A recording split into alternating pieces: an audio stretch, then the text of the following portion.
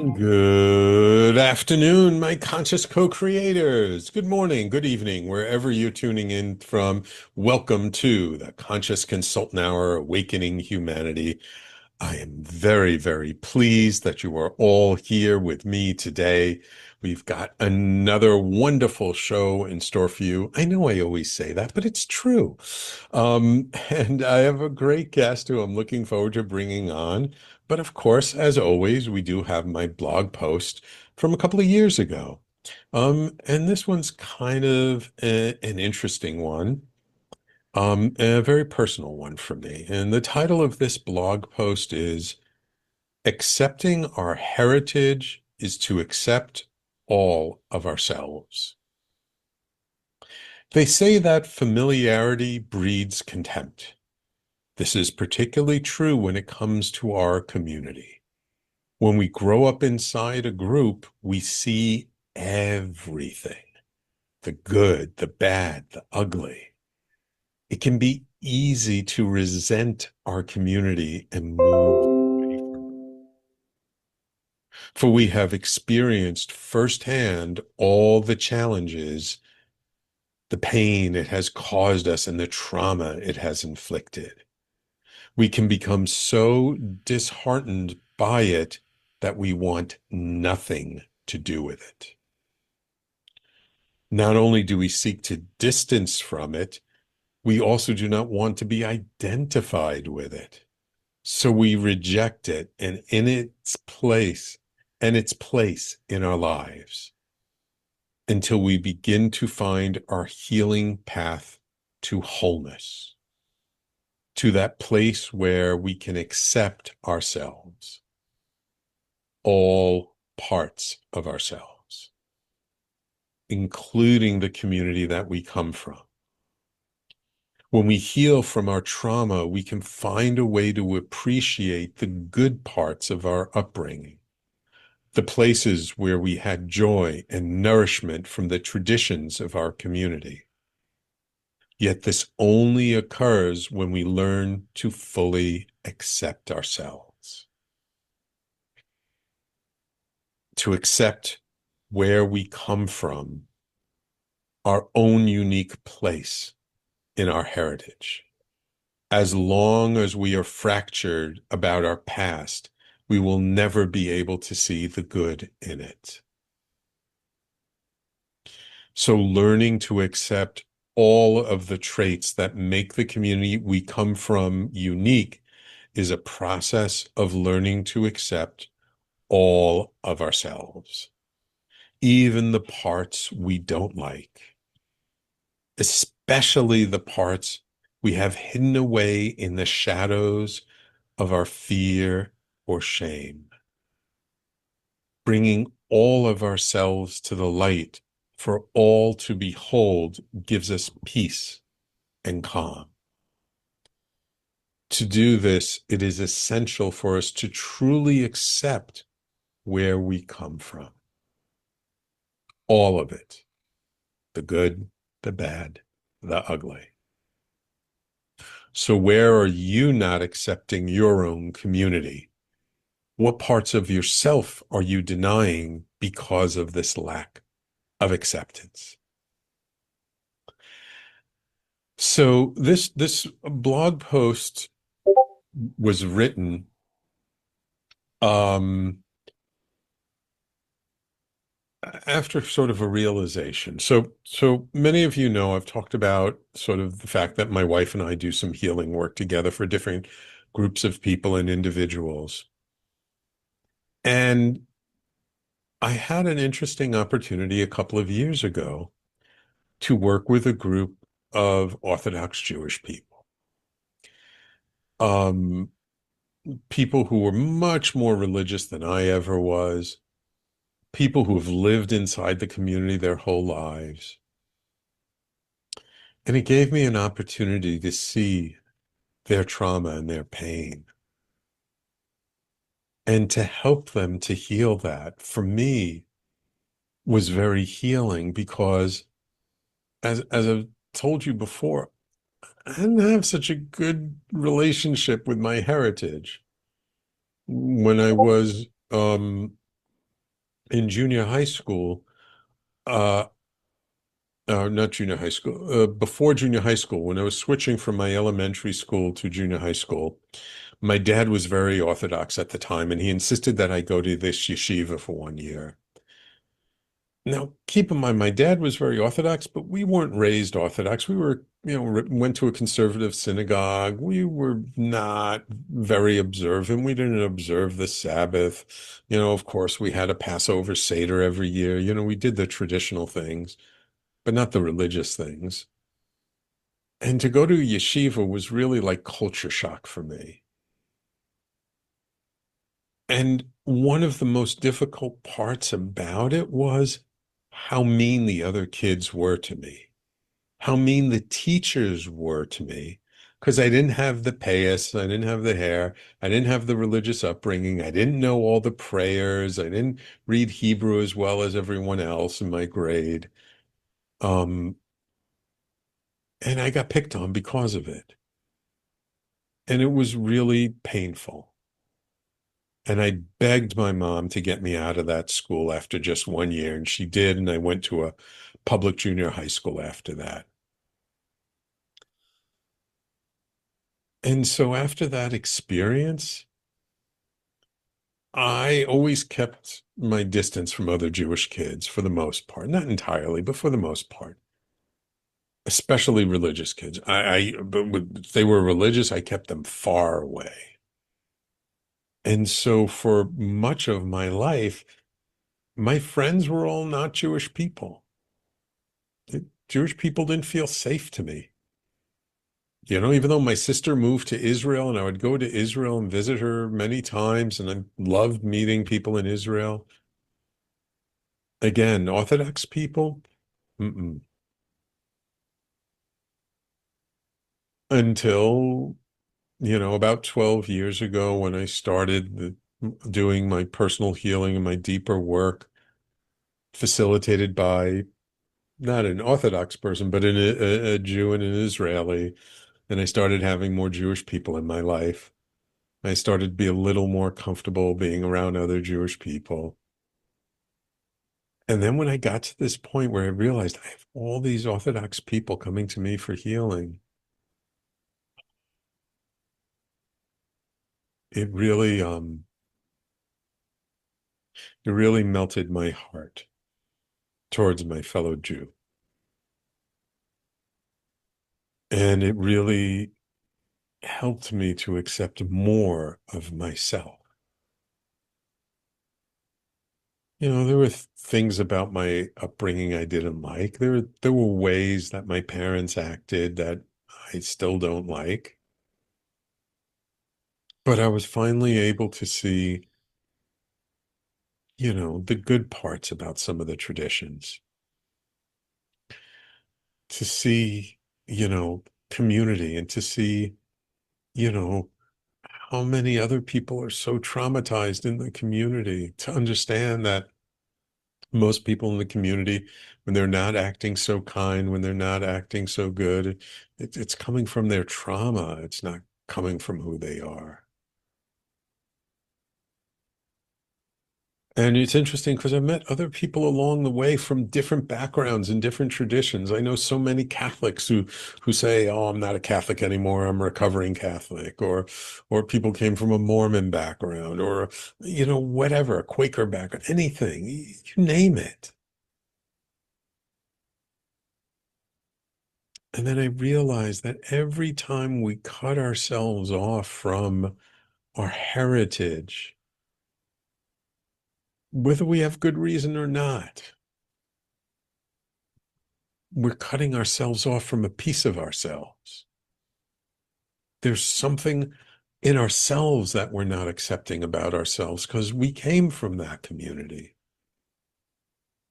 And so I realized that my experience was a little more universal than I thought it was. And so being able to come to the place where I could be okay around people who I couldn't stand to be in the same room with in the past, I realized that that was a whole new level of healing for me and a whole new level of acceptance for myself. And I don't know if this story resonates with you at all or not. It's just how I felt. And so that's where this blog post comes from. And so I hope that it awakens in you at least a possibility that if there's some way in which you've distanced yourself from your own community or denigrated your own community because of the ugliness that you saw inside of it, that you find a way to heal, to find maybe what are those little moments that actually were beautiful? What are those little traditions that maybe at the time didn't feel so good, but maybe now there's some appreciation for them? And look, I'm not saying you have to go back and re-engage. I'm not saying you need to become orthodox. Look, I'm not orthodox. I'm not any more observant than I was 2 years ago. But at least I can honor people who are and not judge them for it. Because whenever we judge someone else, we're really just causing separation between us and ourselves. And so that's why I wrote this post,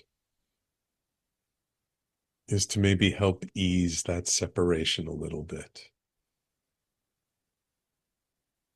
I hope that makes sense for you. Anyway, so that's my blog post. It is entitled, Accepting Our Heritage is to Accept All of Ourselves. And you can find my blog post, of course, on my personal website, theconsciousconsultant.com. And yeah, you can still find it on the station's website, talkradio.nyc/blog. And don't forget, like, if you like my blog posts, I actually do have a book that's filled of wonderful writings that you'd probably enjoy called Everyday Awakening, available wherever you buy books. So I hope you'll have an opportunity to go check that out. So now it is my pleasure to welcome to the show R. Scott Holmes, quantum healing energy practitioner, transformational coach, and Amazon best-selling author whose work bridges science, spirit, and the human heart. With a diverse background including Reiki, Polarity Therapy, Theta Healing, and voice work, Scott brings a deeply integrative approach to healing, one that honors both the energetic and emotional dimensions of transformation. Scott's path into this work was not born from theory, but from lived experience. After spending 2 decades as a caregiver for his wife and multiply impaired daughter, and later facing the profound loss of his wife of 39 years, Scott found himself at a crossroads.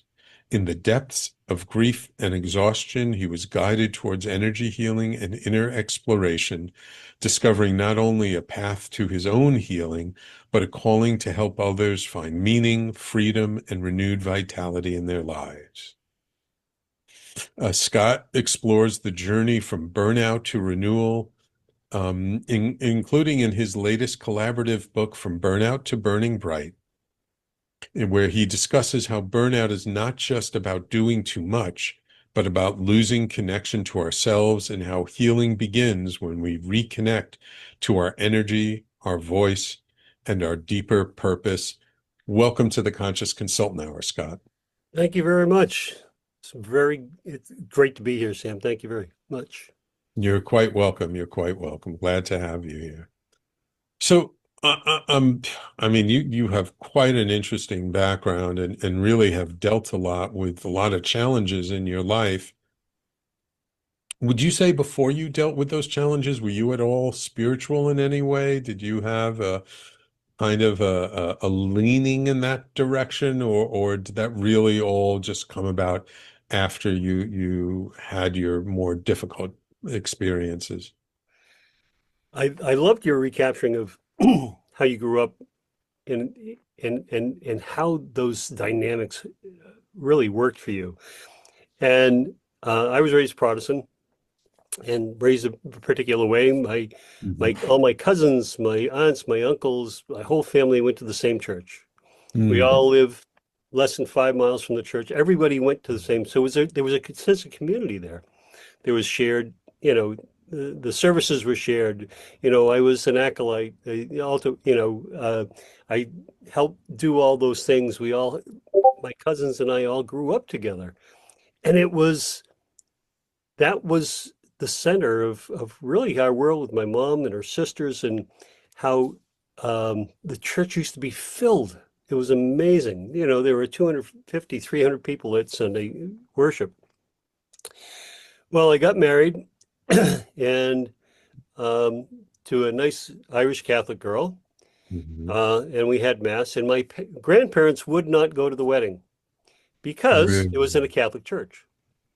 Uh, So, and I was the first of the grandchildren to get married and rock the boat. mm, So, in short order, I had three daughters, and we were going to mass every Sunday. We wanted to raise our daughters that way. I had signed the papers, so I had to do it.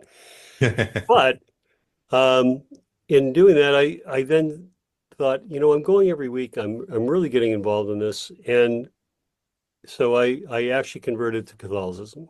I had Mm, our priest was a local head priest was actually a history teacher, and so we would talk about theory and we would talk about the history of the Bible and why things were done, and he made the Catholic religion intriguing. mm, Unfortunately, in practice, they don't in catechism with my daughters as they were growing up, it was more about recitation than it was about thought. It was about mm, just kind of doing all that. Later in life, I was told that I should go to Al-Anon, not AA, but Al-Anon. I was mm, going through a crisis, and I had a psychologist say, "Okay, you need to go to Al-Anon." And the one thing I found in that they preach in AA and throughout is a higher power. So I mm, began to think about it in a slightly different way, that a higher power, however you you see that to being. mhm, And that gave me a really different concept of, you know, what God is and how it is. And after my wife passed, I started traveling and I went to Vietnam and to Asia a couple of times. And I found out that I was an accidental Buddhist.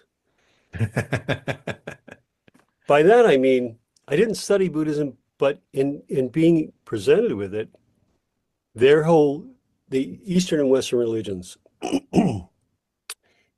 In the East, it's God is within, and you go inward in order to find your answers. In Protestant and Catholic, you go outside to a force larger than yourself. And it really resonated with me that in going inward, you found God in here because we all have God's spark in us. We all are of his image, right? And so, in order to find that, you went in. And it really resonated with me. So, I've evolved when it comes to religion. Um, and it's more spiritual than it is, practiced in that aspect. mm, I don't go to mass anymore. I can still recite all of it, going to, Catholic mass and in the funerals and weddings I've been to, I can recite everything without having to look it up. But it's recitation. It's not something that's really within me. mm, But in traveling, I've when you go to Europe, you do you get all the churches because they were the center of the town. You go to every old town, and they have a mm. cathedral, and it doesn't matter how small of a town you have. There's this huge church, and it was the center of everything that went on in the town. And I understand that because of my upbringing, but I look at it and it's dissipated. I don't know if you found this, Mm. but people don't live as close as they used to. You know, Yeah. my siblings and my all grew up and live 10 minutes from where my parents, we grew up and where my parents lived. Mm. Um, we didn't go to the same church anymore, but we were close. Now my kids are in four corners of the world. There is not multi-generational upbringing. Yeah. There is kind of that loss of community. Yeah.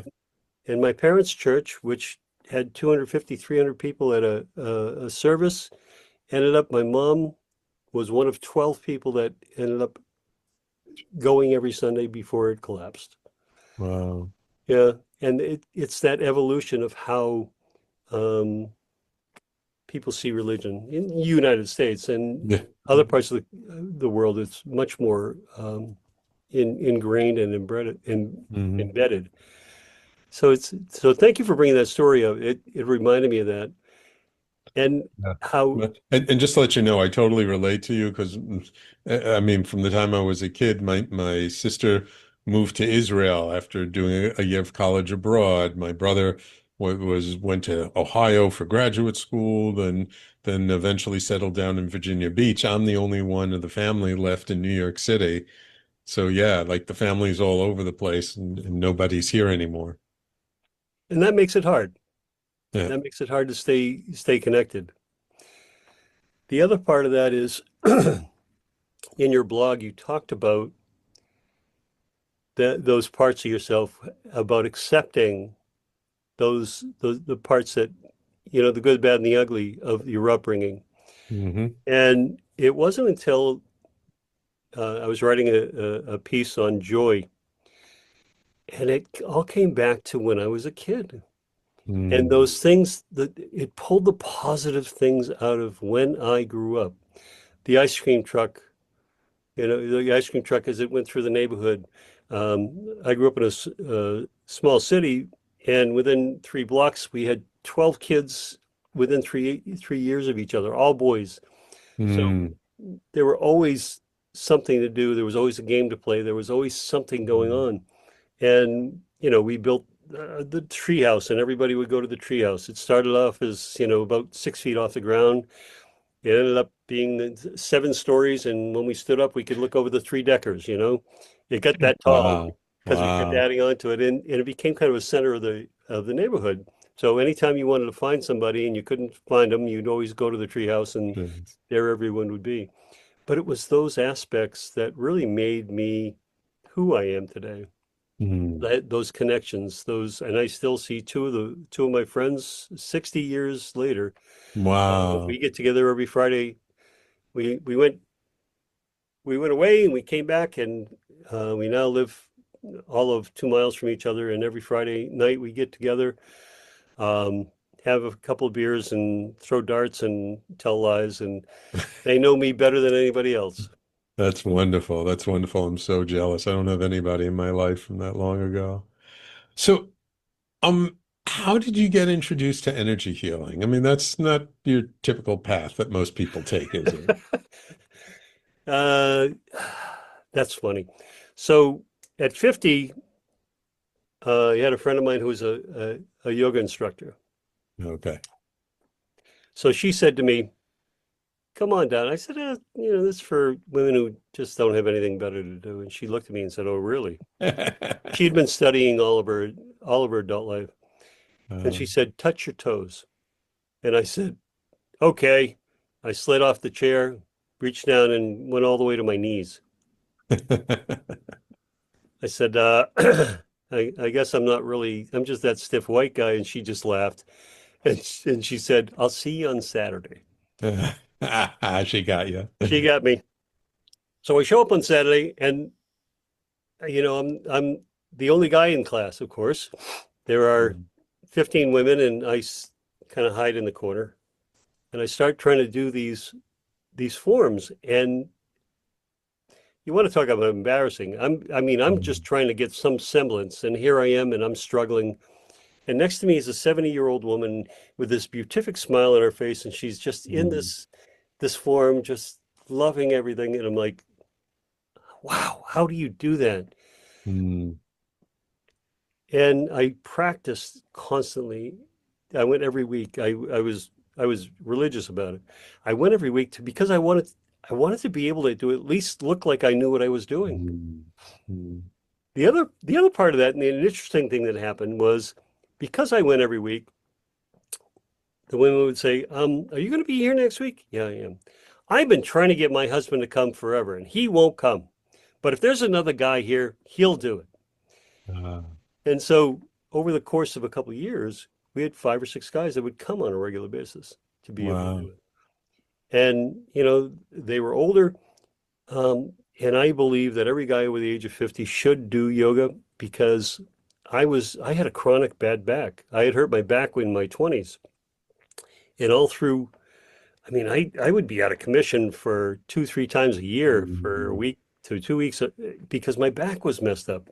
I mean, there were mm, times when I literally had to crawl from the car up the stairs to my house because my back was so bad. wow. But after yoga, and I do it now daily, um, knock on wood, I haven't had any back issues because of Mm, yoga. It it mm, it strengthened, I thought I was strong because I worked out. Yeah, yeah, yeah. Not even close.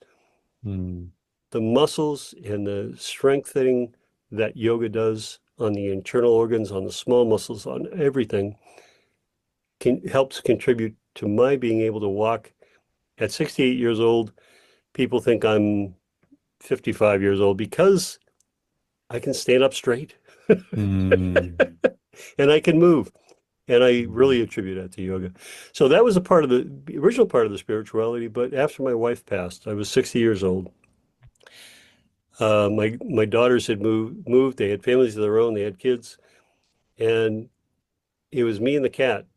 And I don't know if you try to engage a cat in conversation, but they're not very good at it. Dogs are much better, yes. Bugs, you generally are a little more patient with you. Yeah, yeah. Uh, but a friend of mine said, "Hey, you want to go to Reiki?" I'm like, "I got nothing else going on." Okay. I went to Mm, Reiki, and the very first thing they have you do is self Reiki. hmm In order to go to the next Reiki 2, you have to do 3 months of self Reiki. hmm And it was the first time that I ever really sat by myself and concentrated and listened to my body. mm, And so I started the practice of Reiki and then yoga, and it all tied together. And it really blossomed from there of finding myself again by grounding with mm, Reiki, with energy, and starting to understand what energy was. mm. Wow. Wow. Okay, I'm sure there's more to that story, but we're going to take a quick break.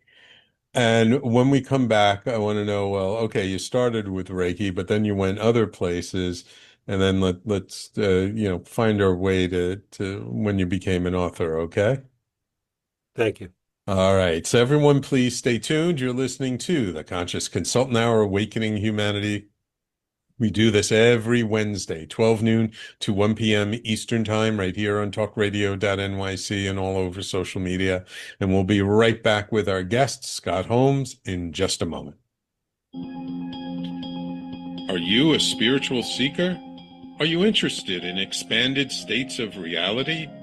I'm Sam Leibowitz, your conscious consultant. And on my show, The Conscious Consultant Hour, Awakening Humanity, we will dive into these topics with authors, teachers, researchers, and guides. Tune in at our new time, Wednesdays at 12 noon Eastern Time. That's The Conscious Consultant Hour, Wednesdays, 12 noon Eastern on talkradio.nyc. You're listening to Talk Radio NYC. Uplift, educate, empower.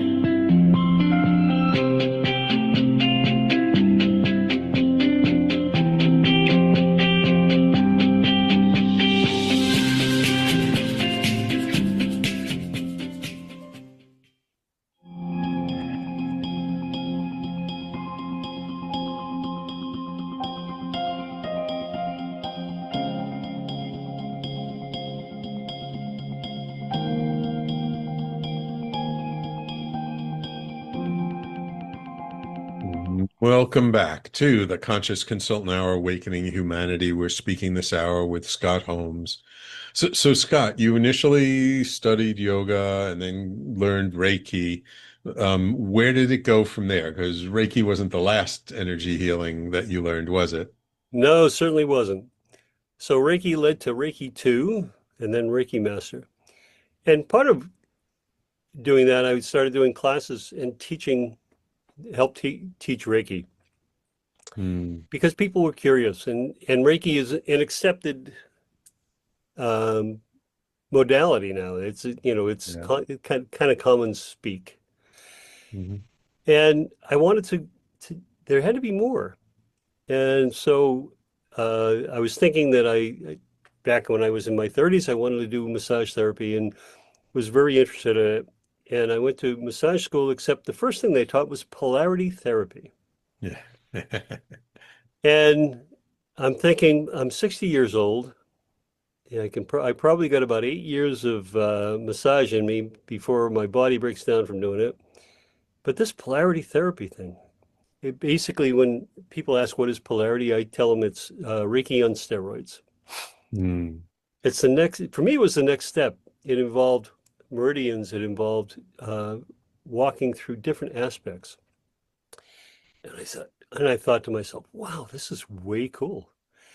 And so, in order to get licensed or get your certificate, you have to practice on a lot of people. So, Right. so I took my table and I invited all my friends and family and I said, come on down and we're going to do this. I have to do a number of hours in doing this. And I really enjoyed it. And Hmm. then all these different aspects kept coming up with people when I had them on the table. Oh, I felt Yeah. this. Oh, my my grandmother came to see me while I was on the table. All of Uh, these things I started seeing. I could never see that before. And intuitively, I understood things about their body, about their emotions, about all of that that I never thought I could ever see. And so I wanted to know more. And I don't know about you, and because I know you have a number of different modalities yes. that I went down rabbit holes. A friend of mine who I'd met who was a medium also taught Theta Healing. Okay. And Theta is a different aspect where you're Yep. dealing with the subconscious and you're changing beliefs and thinking about healing on a very quick way. After my wife had passed, by the way, I just wanted to add that I went through 5 years of psychotherapy Uh, and I had she was absolutely wonderful because she never let me get away with a thing. yeah. She really helped me peel all the armor I had put on from years and years and years of just trying to make it through the day of being in survival mode, to be able to Mm, peel all that off, to feel lighter and brighter with more clarity, and realizing that my true strength was in here. It was right mm, here with me. I mm, didn't need to build walls. I didn't need to put up moats. I didn't need to wear armor or carry a sword all the time. I had that strength within me to be able to walk into any room and never feel challenged. mm, And it really um, throughout all of that, it just has been added. I added white time, um, universal white time healing. I did coaching. I constantly take seminars on different modalities so that I can grow. I do mm. these things for me. I don't know about you, but Yep. in learning the modalities, I did it for me. I wanted to know these things. I wanted to understand about me. I wanted Right. to, I wanted to experience these things. Why I travel is because the same way I wanted to experience it. You know, it's one Mm, thing to see a picture of the Alps, right? yeah. See one mountain, you see them all. But when you're driving through the Alps, and every time you turn a corner, there's a new vista. There is a new thing to see.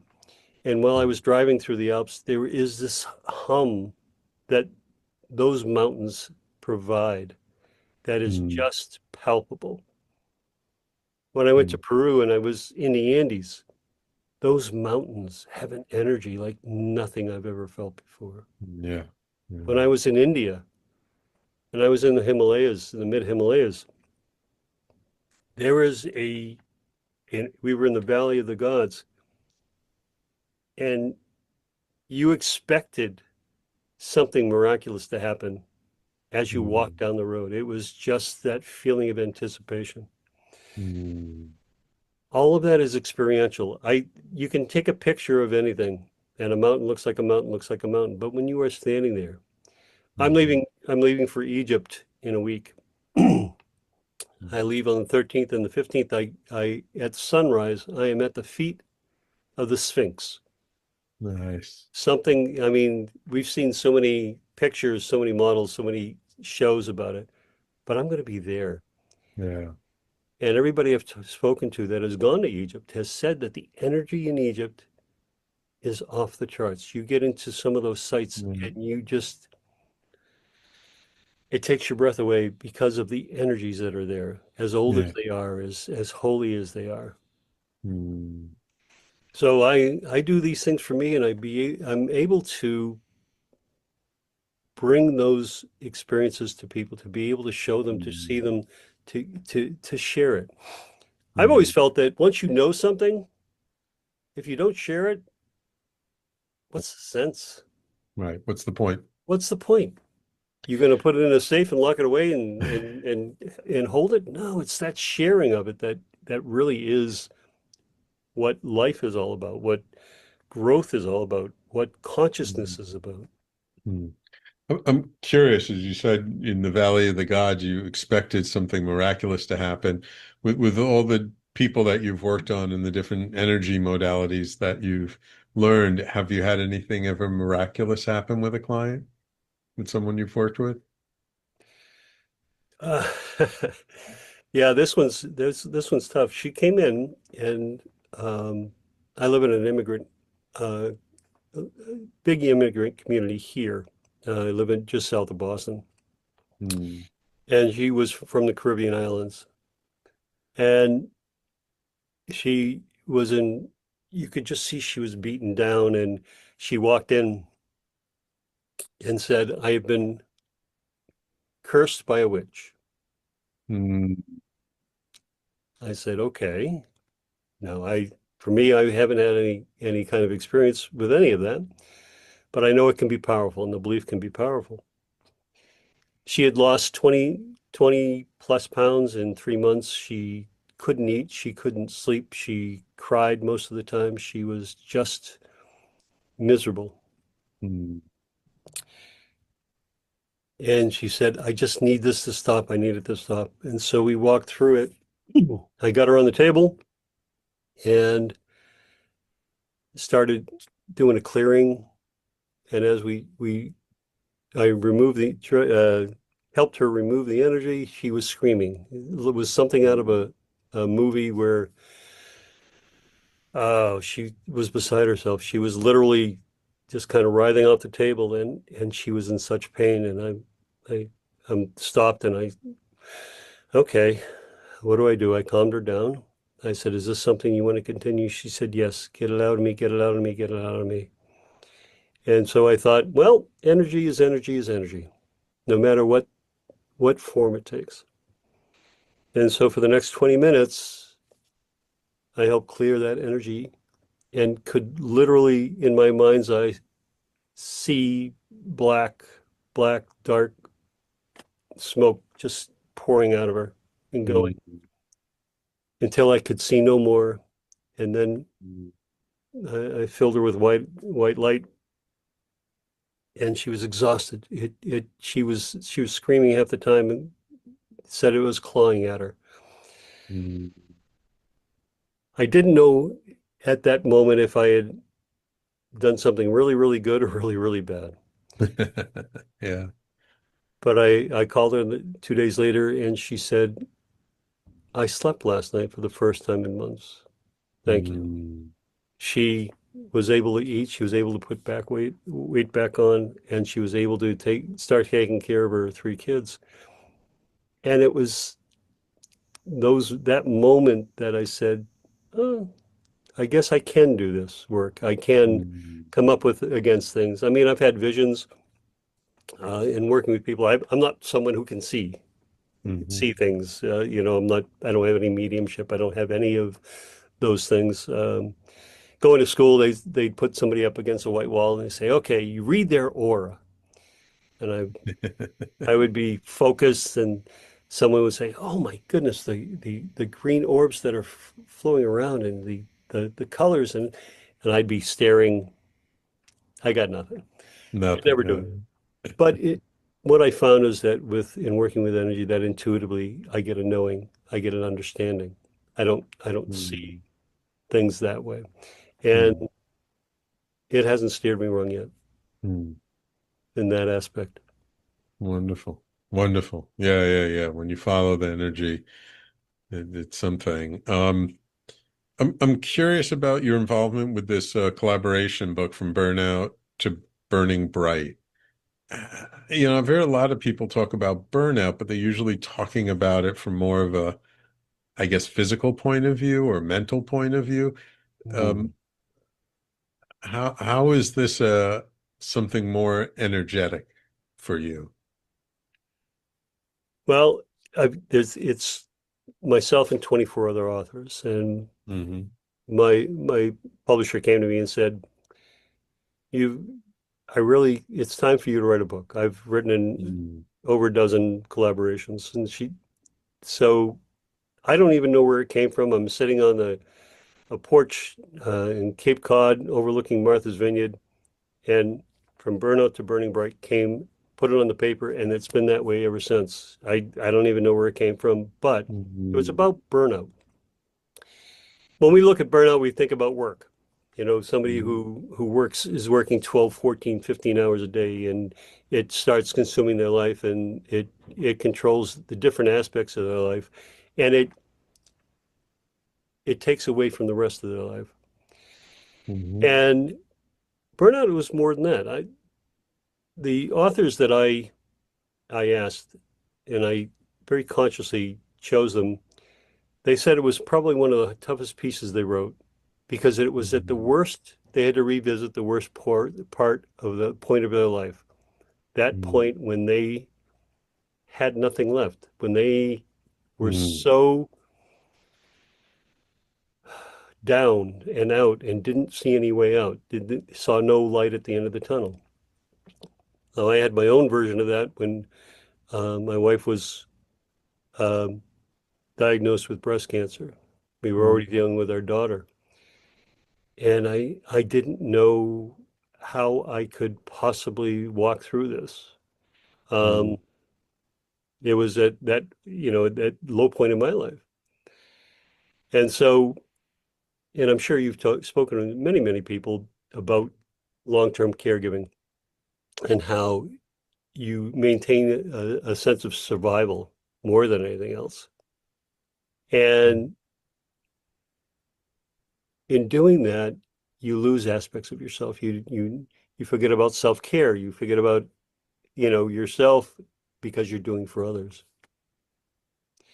And in doing the book, I brought herbalists, psychologists, um, about 20 different modalities of energy Mhm. work to tell their story and what tools they used in order to come out of it, how to see it Mhm. differently. And for anybody going through it, there's no one way to do anything, right? There's Mhm. no one way or one practice that's going to bring you there. It depends on where you are vibrationally in that moment when you read it. Mhm. Uh, why I love collaborations because it gives you those different perspectives. Mhm.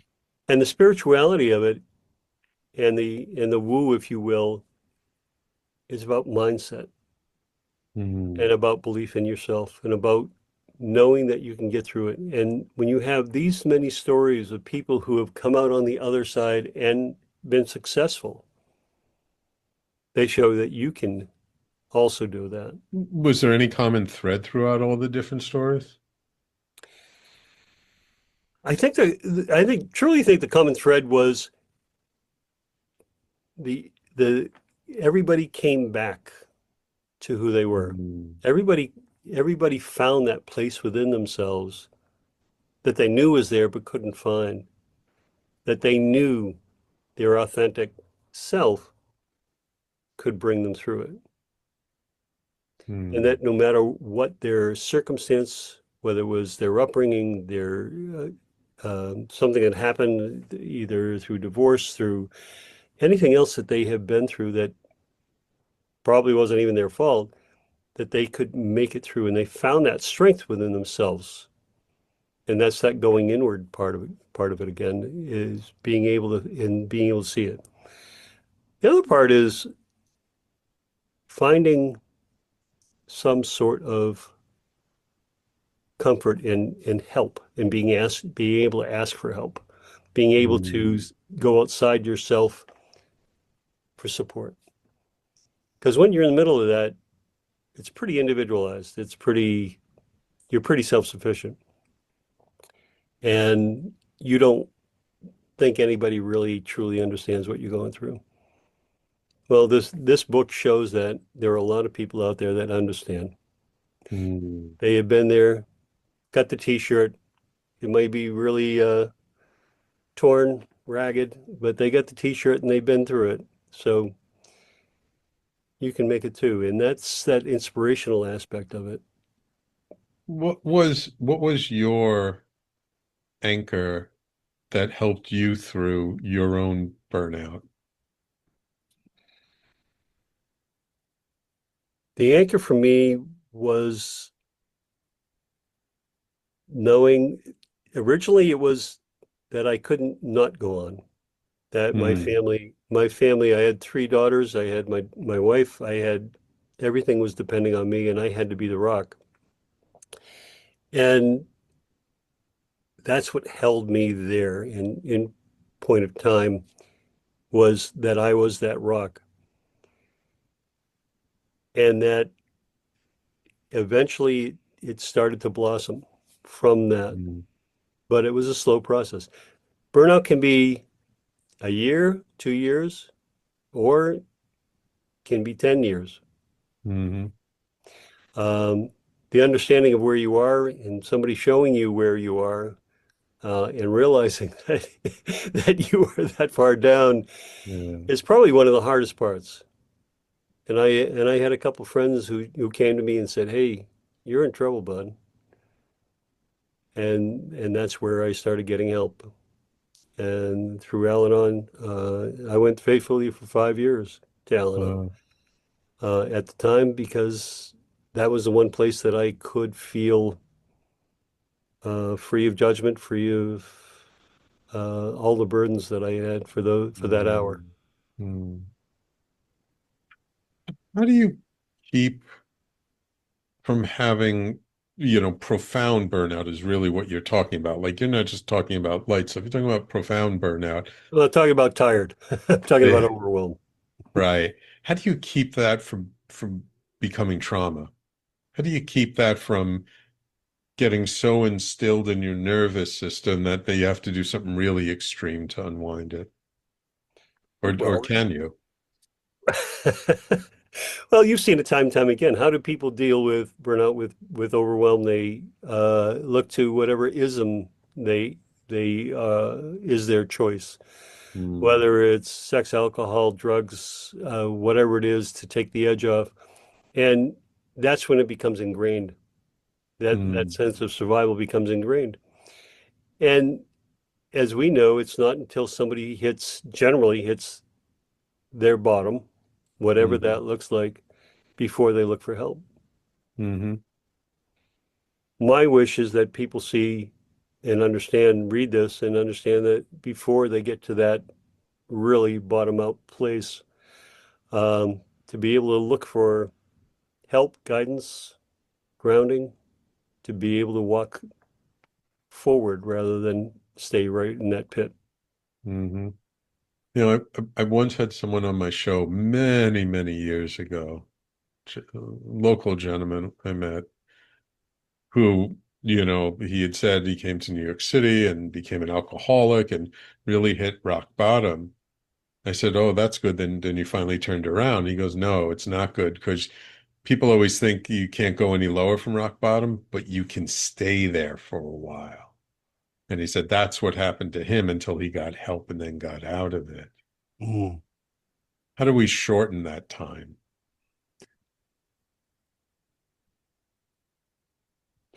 That's a great question. I'm dealing with a neighbor next door who is got, she's not confirmed, but she's losing it. She's in her 80s and Hmm. been independent all of her life. Has told her family, I've got this, and pushed them all away. And now that she needs somebody, she's trained them all not to worry about her. Yeah. So now she's next door, and when she locks herself out of the car, when she locks herself out of the house, when she gets lost, she comes Uh, to me. So the hard part for that is she doesn't allow help into her life very easily. Because I've mm, asked to try and get help into the house. Nope, nope, nope. She will let me in, but she's not going to mm, let anybody else in. So how do you go about somebody who doesn't know how to ask for help, has been told they don't need help, or is too ashamed of where they are in order to ask anybody mm, because they don't think they're deserving enough? How do mhm, we shorten that? It's just, I think for me, it's about caring, about putting the mirror up, about being consistent with being there for them. mm. Um, and there are times when you have to walk away because Yeah, there is none. right. 100%, 100%. Um, I'm curious because you have a very, different kind of background and you've really sort of transformed your life over the years. What aspect of your own life do you think you see the most different than you did before getting involved in energy healing and all this quote unquote woo stuff? So I would push for work. I would always push. I always wanted to achieve. I wanted to constantly move ahead. Mm, Um, I my current wife, we worked together, mm. and back then she knew me peripherally, but she said, "You are the biggest jerk I knew." She said, "I didn't like you at all because I was in sales. I was forward. I was pushing Mm, constantly." mm, And awareness. Actually, at that point in my life, I didn't really care what people thought of me. I just kept walking through it. Now the not caring is a little bit different. Um, mm, it took me a million miles to go from my head to my heart. mm, Um, and that was a million mile journey. And once I got to the heart is when I started seeing life through compassion, mm, through understanding. mm, And I started treating people so much nicer. I had mm, so much fewer judgments. I accepted people and things for who and what they were rather than what my expectations were. mm, And that's where the changes in me came. That was the biggest change in me. And I stopped having to prove myself. mm. Wonderful. Wonderful. Um, Your life today is different than it was in the past, and change is constantly accelerating, right? I mean, I can't even imagine what the world's going to be like in 5 years, let alone Sure. 5 months. Yep.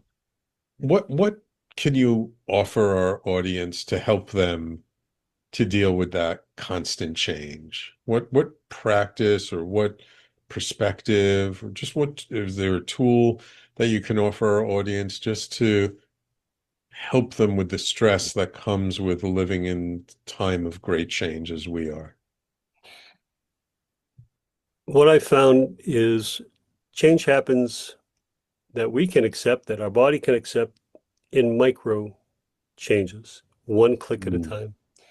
And in order to do that, we have to develop rituals.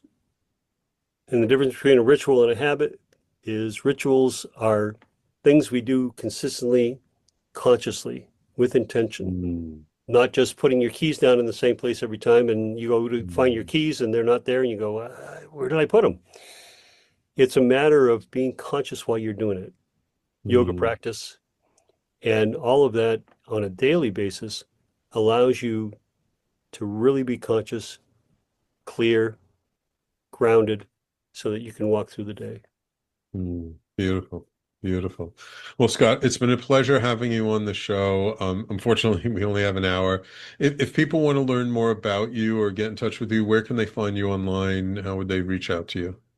rscottholmes.com, and you can find me there. What's the R stand for? Richard is my first name Why don't you use it? because I've been called Scott Holmes all my life. And I asked my mom, and she said, I said, why did you name me Richard? She said, we thought Scott Holmes was too short. I don't. Wonderful, wonderful. Scott, thank you so much. Enjoy your travels. I appreciate you and the work you do. And I hope your message travels far and wide. Thank you, Sam. It was a sincere pleasure. Absolutely. Thank you. And of course, thank you, my loyal listeners, for tuning in each week. Without you, there is no show. And don't forget, if you did miss any part of today's show, you can always catch the replay on talkradio.nyc and on your favorite podcasting platforms, Apple, Spotify, Pandora, iHeartRadio, Amazon. Thank you all for tuning in. Take care. We will talk to you all next week.